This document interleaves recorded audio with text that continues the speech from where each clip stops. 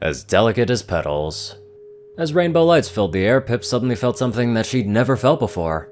A tremendous amount of energy flowed through her wings and into her entire body, and she was filled with the overwhelming urge to fly, to just take off.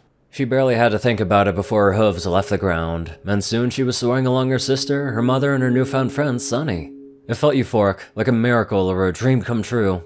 The wind in her fluffy wings and rainbows everywhere, as though her wildest filly fantasies had come true all at once.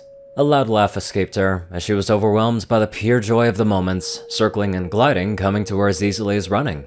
But as they do, all moments come to an end. The rainbows began to fade and zip Sony to the ground, as her glowing wings and horn became barely more than a hologram, before it all vanished completely.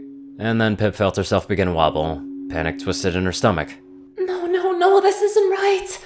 The magic is supposed to be back now, why is it suddenly so hard? She took a slow breath, trying to compose herself and put all the strength that she possessed into keeping her wings outstretched and gliding to the ground. Just like practice with the fans, she told herself. Stumbling a little on her landing, but managed to stay upright, Pipp looked up to see that her fellow Pegasi were having no such issue. Rather than being a comfort, it only made her stomach twist more. What is happening? Noticing her distress, Zip glided down to join her. Hey, what's wrong, Pipsqueak? Zip asked in a lighthearted tone. Zip, I still can't do it! Pipp cried, once again feeling overwhelmed, but now with fear instead of joy. It feels like just the fans for me, and you know I always needed the wires more, and hey, breathe! Zip attempted to calm her sister's frantic chatter with a gentle hoof on her shoulder. You're probably just a little freaked out. Does it feel that way for you? Zip was silent for a long moment, and then the realization of why her baby sister was so freaked out set in, and she turned her muzzle skyward. Mom! Queen Haven circled above her girls for a moment before landing beside them. What's wrong? It's Pipp. She's having trouble flying. Zip said bluntly. Oh, I see. Pipp didn't understand why her mother's eyes were so full of guilt. Zip, go catch up with your friends. Don't say anything about your sister. Pipp, I want you to come for a little walk with me. Zip nodded and immediately took flight again, soaring with ease over to Sunny, Izzy, and Hitch. Pipp felt an ache deep in her heart that she simply didn't understand as her mother gently nudged her away. They walked a fair distance, until they were far enough from the excitement that no pony would overhear them and far enough from the road that they wouldn't be passed by accident. When she was satisfied with her location, Queen Haven sat down on the grass and gestured with a foreleg for her daughter to do the same. Pipp sat down, facing her mother. Mom, please. So much has already happened today. Please just tell me what's happening. Haven took a slow breath and extended one wing towards Pipp. I want you to do this. Pipp nodded slowly, still terrified of where this conversation was going, and extended one wing towards her mother so the tips of their wings touched. I want you to look at your wing next to mine. Do you see how my feathers are sleek, sharp, and thick? Pipp nodded, lightly running a hoof over her mother's feathers. No. It had been a long time since Pipp had heard her mother sound so sad. Do you see how your feathers are soft and fuzzy? Do you see how the light shines through them? She nodded again, feeling a lump in her throat. The light doesn't pass through yours. Or Zip's. When you were born. Haven explained gently, as if she still saw a baby in her daughter's place, rather than a teenaged princess. The doctor told me that you have a deformity in your wings. You grow soft down where you should have flight feathers. It's been something that's affected Pegasi since the ancient days. I swore every doctor in Zephyr Heights to secrecy. So, you weren't going to tell me? The pink Pegasus had tears in her eyes, feeling like a tiny filly again as she looked up at her mother. Oh, dearest.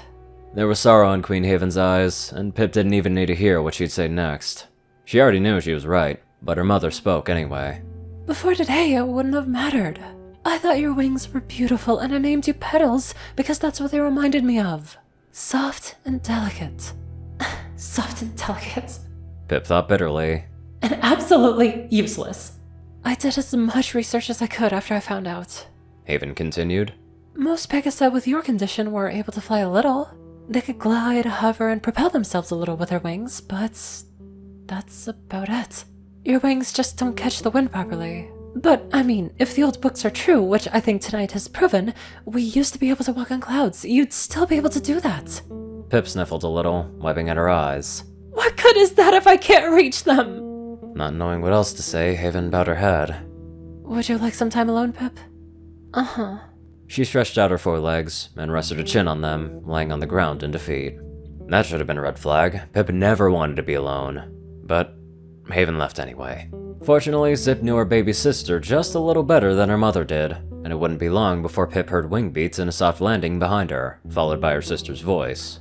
Pipp, leave me alone. Pipp whimpered. Go enjoy your flying or whatever.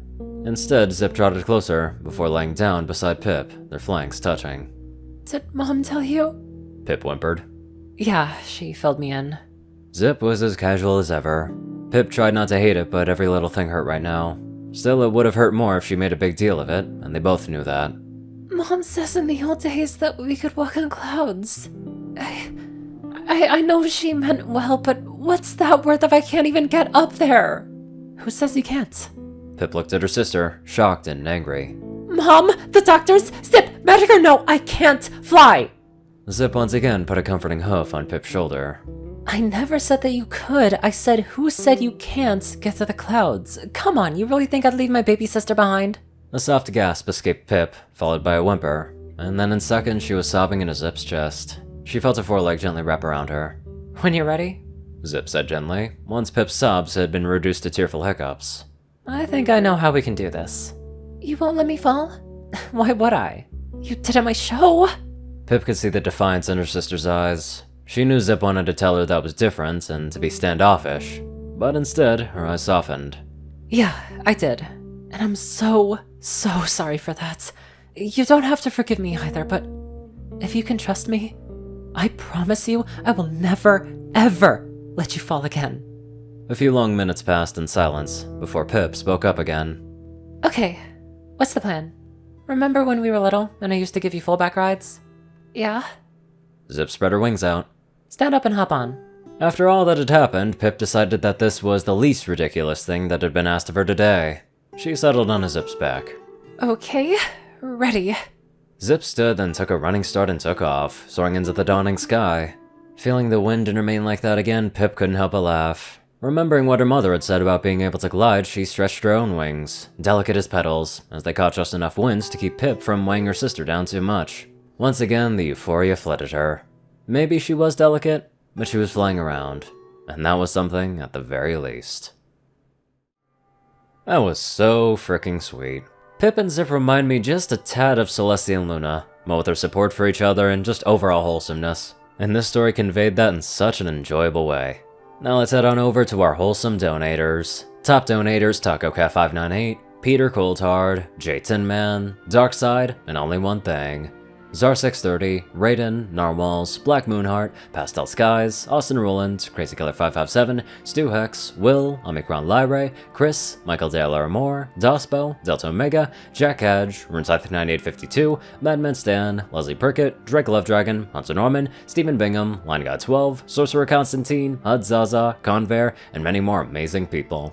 Thank you all so much for watching this video, and live life to the fullest.